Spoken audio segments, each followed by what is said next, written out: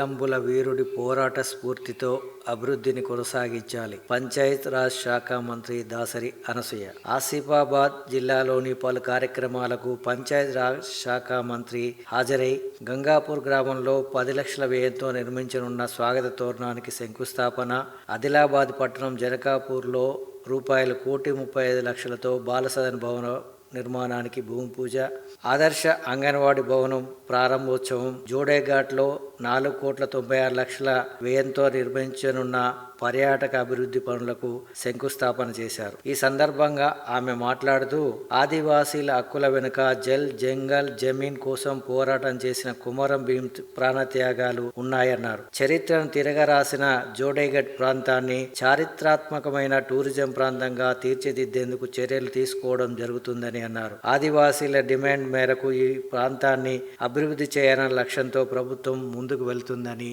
అన్నారు.